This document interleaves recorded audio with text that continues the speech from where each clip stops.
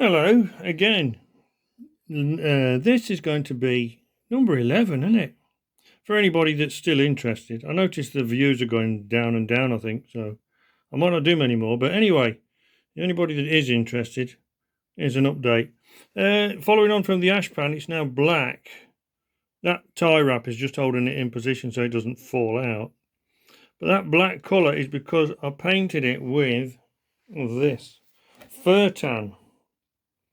Used to use this when I was restoring cars. It's very good. It's a rust converter because I thought paint's no good on there. Basically, look it up. It converts rust. It is what do they call it? It turns red rust, which is your normal. Shall I start again? Your normal rust is iron oxide, and it eats through the metal. This turns it into what they call black rust. I can't remember the technical name for it. Black rust, which doesn't eat through, it seals it off and the moisture doesn't penetrate and it stops it. But what I found is that don't just paint that on and rely on it converting the rust. Paint it on, then scrape it off again because it scrapes off that last bit of rust underneath. It doesn't actually stick very well. So I always try and apply it, then rub it off and then do it again. But anyway, that's in car restoration. We're not doing car restoration. We're doing engine restoration. Right.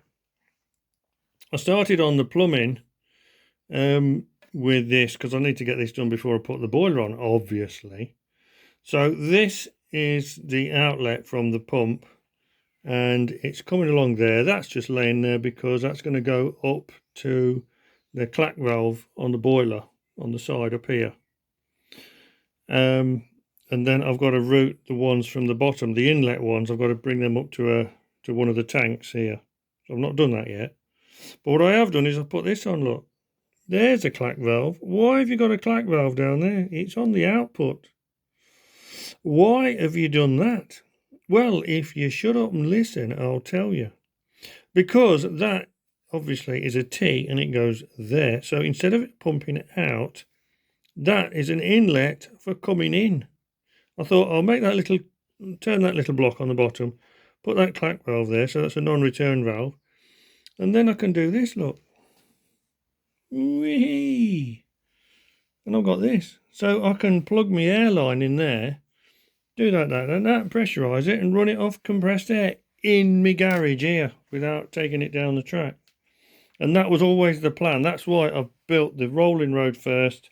And then this, well, obviously this is early in the plumbing. It's to me, it's very important because it means I can run it here and I don't have to join clubs, although I have, and I'm quite happy down there. But if you hang on, I'll just take that off and show you what I've done. Right, here's the adapter that I've made. This piece of pipe comes from, I don't know where it's come from. I've got loads of pipe. Look, have a quick look. Look, without shaking the camera. I've got a big coil of this pipe. It's a bit big, but I don't know where I've got it from. And I've got some other bits. And I stripped down there. Look, you can just see the radiators from a compressor, a fridge or air conditioning unit that I stripped. And what you get is you get these bits of pipe, but you get the bends already made. So I've cheated. That's where I've got these from. This is a bit of compressor pipe. It's already got a bend in it. That's got a bend in it. See, I could never bend it that tight. So anyway, back here, I've got this piece. So I've turned up a little adapter thing there to use the ferrule thing on the clack valve. So that's that end. And then this end, I turned an adapter. I actually threaded the inside of this air fitting. I threaded that 10mm because it was just the right size for the hole that was already there. Then I made this little brass fitting with a 10mm thread on it and a hole in there and drilled it all through. And there you go. So I can now plug it into the compressed air. How about that? Here's an update on my cheating. You would call it cheating. You might call it repurposing. You see what I'm doing here? I'm making bits out of other bits. This was a piece of bar I had, so I've just made a joint. Rather than try and bend that, tight. I've just made that junction there. This one is one of these. It's that bit, and I've just chopped it down and drilled holes in it to use it as a T. I don't know where it's come from. It looks like it's from a central heating boiler or something, but I have no idea where I've got that from. But I've got a load of this tube, look. Anyway, I've got to make another piece to go from there and then go upwards, so it took quite a tight turn. But I have got another cheat. I have just acquired another old chest freezer. So I'm going to strip that down for the copper, and in there there'll be lots more copper tube with nice tight bends already formed on it. So that's what I'm going to do there. And here's my clack valve, the bottom end of. And there's another joint I made, another 90 degree. So there, this is the thing about being a freelance designer. It's not got to be perfect. It certainly won't be perfect. Right, a bit more of an update. I'm going to make a gasket for here for the regulator thing and try and fit it back in. And to that end, one of the kind blokes at Leicester Society of Model Engineers gave me this gasket material. Bit of an offcut. There's loads of it, so I've got that to use. Put that over there. Never throw anything away. Look at this for a piece of kit. That is an adjustable bit. You undo that screw and this will move. Look. So you can adjust the size of the hole that you can cut. And I don't know where this has come from, but it's either from my dad's or my paternal granddad's kit. And here's the box it came in, and in there is a smaller one for smaller holes. And I use this actually quite a bit. I don't do a lot of woodwork because I'm not very good at it. But anyway, I keep it and I use it, and I use it with this. I remember watching, as a lad, I used to watch my dad use this. It's got a ratchet on it and a ratchet on it, as well as. So there, and what did I use it for? Well, what I used it for was to cut a hole in this piece of wood, and it's not done it very well because I didn't realise it was dished on the other side. But I used that to cut that. I'm jumping ahead of myself. What it is, something else I've never thrown away are these. These stamps. I've got a set of them, and I don't know where they've come from. Again, probably from my granddad's stuff or somewhere. I don't know. But anyway, what I needed to do was to make this gasket for the regulator. Here it is. So I measured that, and it said it was 26 mil, 25. And then I found that this biggest one is an inch, 25 mil, 25 and a bit. So that was perfect for the inside of the gasket. So I stamped that out and cut it. Then I drilled this hole, and I drilled this hole so that I could put it in the vise like it is, and put that down there like that, and then I can drill the holes, which is what I've done, and that's out of line. Look, that's in line. There you go. And it should all line up perfect now. So there, so I've made that gasket. I've just got to fit it now. I'm not going to trim it. I've cut it down, but I'm not going to trim it until it's fitted, and I'm happy with it. But yeah, that's what I've just done. So a little bit of progress. I've got this pipe here that's going to come up. That's the inlet for the pump at the bottom. So that's going to come up and join to one of the tanks, possibly the one this side when I've finished it. And I've put the bodywork on there, but I'll show you what I've done with the bodywork as well.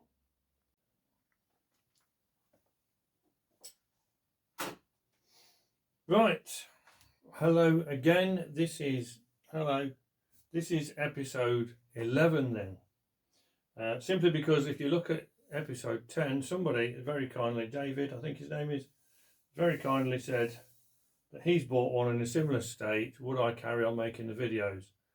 Well, it's had 364 views, so it's probably worth it.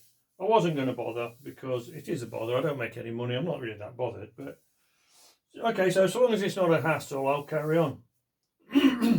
David said he's got one in a similar condition. So, what have I learned since last time? Well, I've made a couple of decisions. I've joined a club, which is Abbey Park in Leicester. I've been down and had a look. I've learned what I needed to learn. I've done some work for them. So I've made a contribution, I've paid, and I'm still a member, but I don't think I'll be going down there again because I am just not a club person.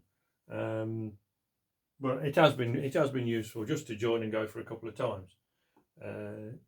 I just don't get on at clubs. I've joined model car clubs, shooting clubs, and all sorts of clubs, and it's just club people. I'm seriously thinking of starting a club for people who don't like clubs.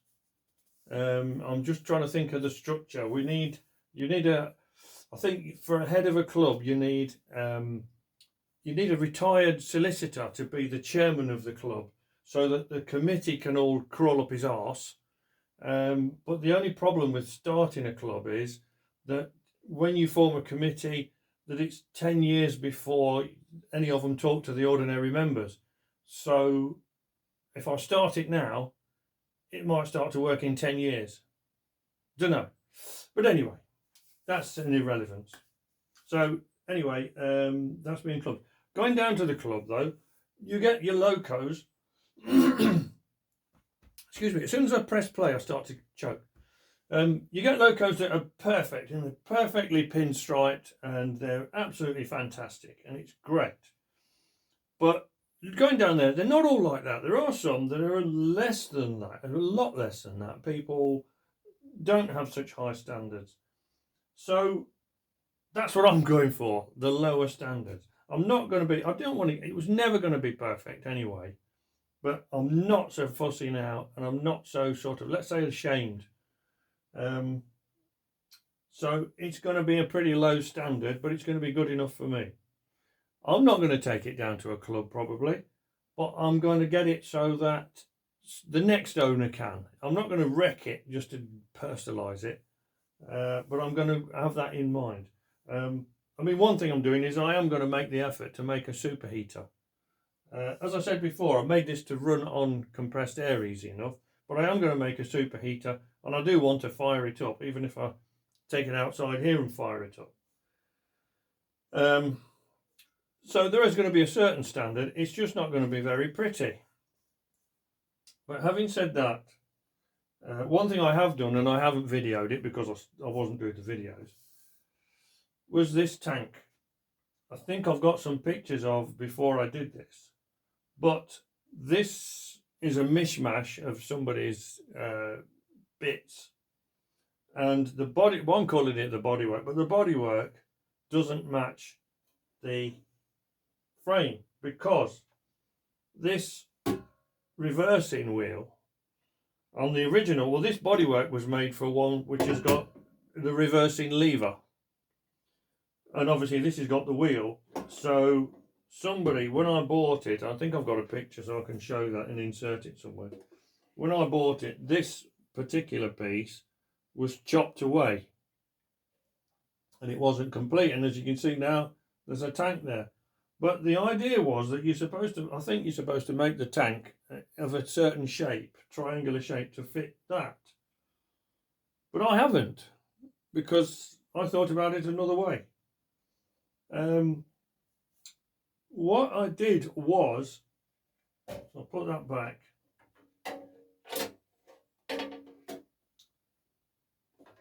As you know, if you've been watching this, I keep finding stuff. I don't know where it's come from. But I found this piece of thin copper. It was rolled up, completely rolled up, and it was absolutely filthy. And you can see I've cleaned it up a lot. But there was quite a bit of it. There was a bit more than that. And it was all rolled up, filthy, been somewhere for donkey's years. So I put it through my mill and flattened it as much as I can, and then beat it flat. And I thought, why not use this copper rather than go out and buy some lovely shiny brand new brass that's going to go on a tank on the inside where nobody's ever going to see it? Why not use this copper? So I did. So I bent it into shape. This was already here.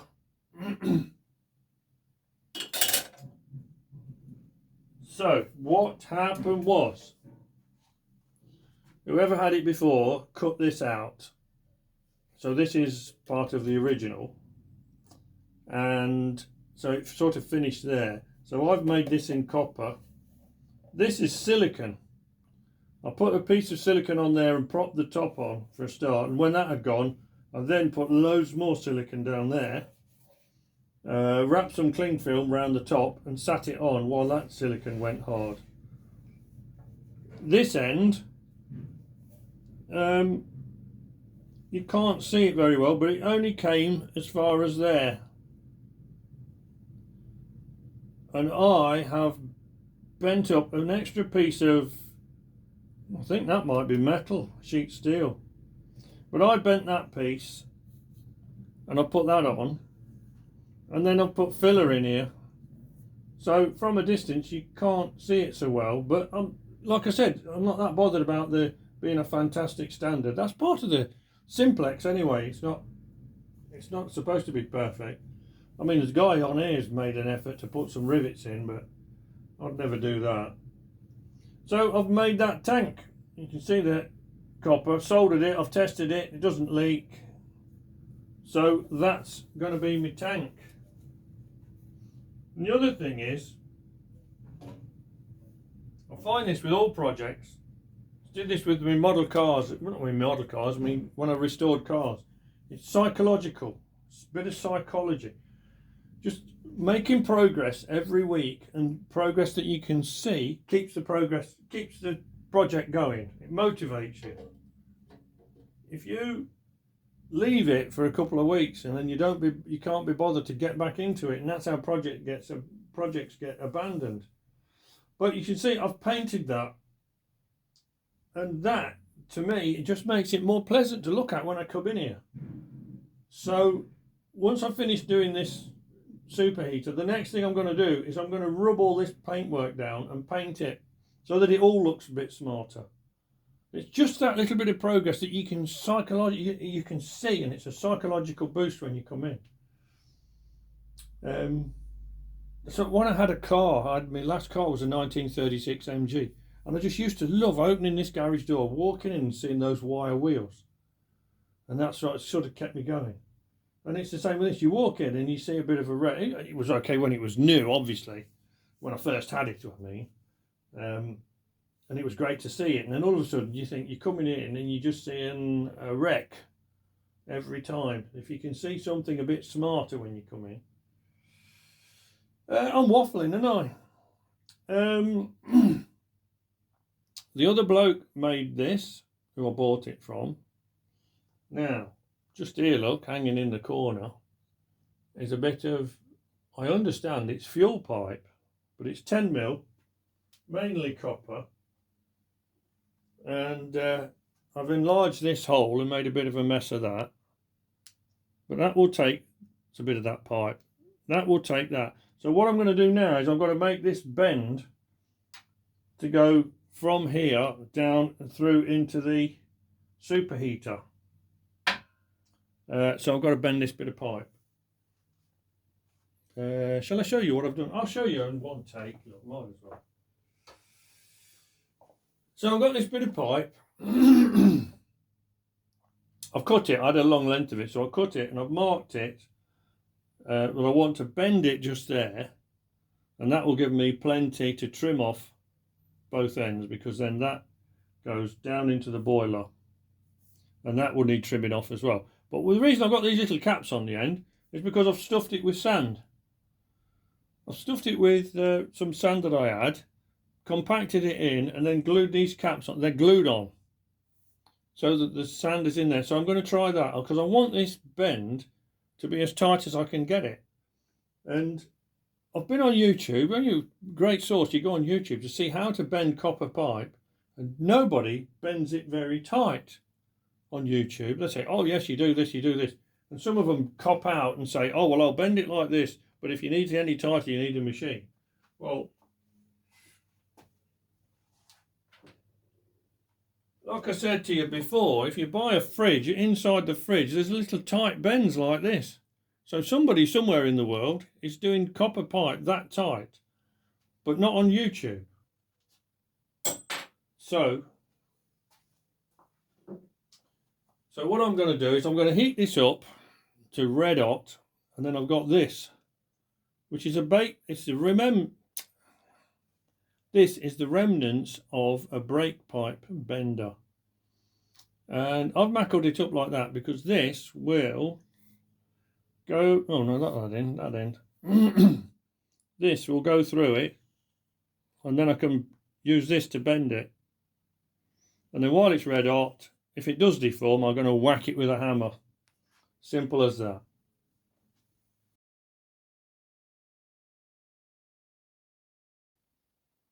So, anyway, that was a big fail then, wasn't it?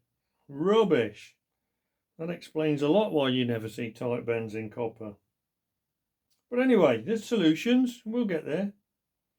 So, plan B. I've mentioned before I've got these little fittings. Again, I don't know where they've come from, but I just found them. So, what I've done is, I've got my piece of pipe that goes down there, and from that I've made a 90-degree fitting there, and then I've made this. Now this is the bit that was made before, and I drilled a hole in it, and I've silver soldered a piece in there. Now that's obviously far too long, but I can shorten it to go into there. So that will sit like that, but not on the outside, stupid. Anyway, the other bonus is that there's a thing called a snifter valve got to go in somewhere. And look, there's a little hole in the end of there. And I thought that the snifter valve, which comes from, shows on the drawing, shows coming from the side of here. What's the difference? It can come out the end of there and go to the snifter valve. So that's what we're going to go for. However, put that down there. This little devil. Now then, you might have seen from earlier where I've drilled into it and made a mess of it because it broke through into one of these bolt holes. And that's no good, is it? So then I decided what I've done is I've stuck, well, I actually put one of these bolts through and soldered it in so that it's sealed it up now, so that that's continuous. And I'm just going to have one bolt left, and if it don't work, it don't work. And I don't care if it don't work. It would be a shame, but I'm pretty sure it will. But it seems daft to me. I mean, I might be going wrong somewhere, but there's seven bolts around here, which is right according to the drawing, and the distance according to the drawing. And the drawing says that this pipe is 7/16, which is 11 mil. And this is only 10 mil. And I only drilled it 10 mil, and it's still split between them two holes. So 11 mil would have been even worse. Who knows? So it was all a bit tight anyway, wasn't it? But there you go. So next thing is to shorten that to fit there, and then make a return on the end. So same deal as other people have done. I'm going to make a big block here. I might do what Keith Appleton's done and try and put a thread on the end of these so that they screw into a block as well as being soldered. Belt and braces, as he calls it. Okay, I think that's it for this take. So, wobbly camera time probably. But you can see this little bit of pipe that I showed you before, I've actually bent it. It was actually dead straight, but it was coming down the middle of the pipe. So I've bent it slightly. And I've achieved that without kinking it by using, well, it's actually a bit of old nail, but it just happens to be the right diameter to go in tight inside the pipe. And I used it in the vise and bent it ever so slightly so that now I can get that down. And I've measured that. So that is the top of this. And then this, I don't know if you can see, I've marked it. I've pushed this piece of pipe is just a gauge. And I've pushed it into there and measured it. So now I've got to add that to that, and that's where I've got to cut it. So I've measured it 48 times, and now I can cut it. So it took several attempts because I had to keep shortening this pipe, but it's just about there now, and I've rounded off these corners, and I've tested it. Another pipe does go down there. So I've put the long pipe in. It's on its side, look. And then under here, the next stage is I've just marked this piece of pipe. That end, you can see I've just marked where it comes through the tubes. And there, can you see the other end? I've marked where it's level with this bit. So I can now go and work out how I'm going to make me turn round. And then I've got to bend it there to go slightly upwards, I believe. And make the end. But it's G&T time now. Right. It's raining, folks. It's chucking it down. Right, this superheater return at the end. I've first of all checked the diameter. That's about 25, just a tad over 25 mil. So we'll call it an inch. But I don't work in inches. So I've been looking at what I've got, and I've come up with a drawing. This is just to get the dimensions and minimal of what thickness I need and everything. So if it's 24mm diameter, which I've got this piece of brass, it'll go through the hole, and then I reckon a bit of thread. So I've come up with that dimension. So I reckon to go in about 5mm. So 2mm at the back, bit of meat on the back. Anyway, I came up with that.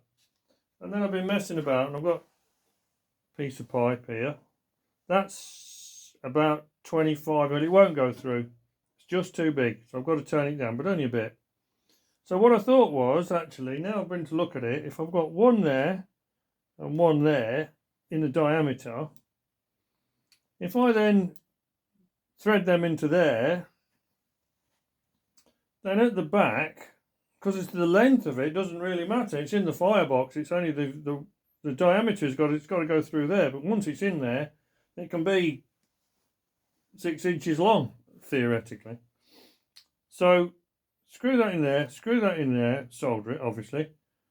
And then I can mill a slot across the back. I don't have to drill across. I could mill a slot between the two and then turn a cap for it and put a cap on the back and solder that in. Well, obviously solder it all together, but that's what I'm thinking. So what I'm going to do now is I'm going to go away and have another go at this drawing. Okay, cut. There you go. So the tubes will come in there, then there'll be a void across the back, and then there'll be a cap on the back. Dead easy. Except it probably won't be. So the thing is now which order to do it in. Well, I reckon first thing to do is to try and put a thread on pipe. If that doesn't work, we're back to just solder. Then the next thing, I think, although I've got the dimensions on here from the outside, I think I should work out from the middle. I'm going to leave this at 25mm for now, so there's some meat on it. Centre drill that on the lathe, and then measure outwards from there. And drill me 2 holes for my thread those holes, and then once I've threaded those holes, turn it down so it'll go through the hole, and then, oh no, thread those 2 holes, then turn it over, then mill the slot in the back. No, I can't, can I? Because I've got to cut it. You can see how I'm working this out, can't you? So, drill those 2 holes, then skim it down so it'll go through the thing, because I've got to do that. Then chop it through, mill the slot in the back, and then with what's left on here, make the cap. Is that it? Yeah, I think so. I'll go through that again before I do it. But anyway, I've just been having a clear out, and a bit of a clear out, and I've suddenly realised that it's been 12 months, almost exactly to the day 12 months, since I bought this. So, and I remember the first thing I did was to go to the model engineering exhibition in Warwick, because I remember complaining about it. Anyway, so I'm putting my lights on. What was I going to say? Yeah, I'm going again this time. It's just coming up because we're now the end of September-ish. So it's just coming up again. So I'm making a shopping list because I was going to go to Blackgates Engineering. And it's a long way from here, but I was going to have a trip up there because we go to the Lake District. And I suddenly realised that they'd be coming down here. So I'm going to get a shopping list together, really, and shoot over there for one day. But I'll only be just shooting straight in and out. What I'm showing you here is I've cleaned my lathe. I've had a bit of a clean up on the top, and I've made this little shelf. I found a bit of scrap wood. I didn't shape it like that. It was already that shape. I just picked it up and painted it. I bought some little brackets. They were on the market at Keswick when we were up there on holiday last week. So I bought them, made this little shelf, stuck these bits on here to keep the rolling bits on there, and yeah, so that's easy. Where was I? Yeah, Blackgates Engineering. So I'm going to do a shopping list and go over to the model engineering exhibition to get that stuff. But I don't know whether to go on a rainy day when it might be less busy, or go on a sunny day when it's easier to park. I'd like to go when it's not so busy, because as I've said before, if I go to an exhibition with my missus, she wants to look at craft stuff, I either stay in the cafe or stay in the car. Don't wander around in the middle of the aisles going, oh, what do you want that for? What do you want that for? Where are we going now? Where do you want to go now? Oh, just get on my nerves, they do. Anyway, yeah, so that's it for now.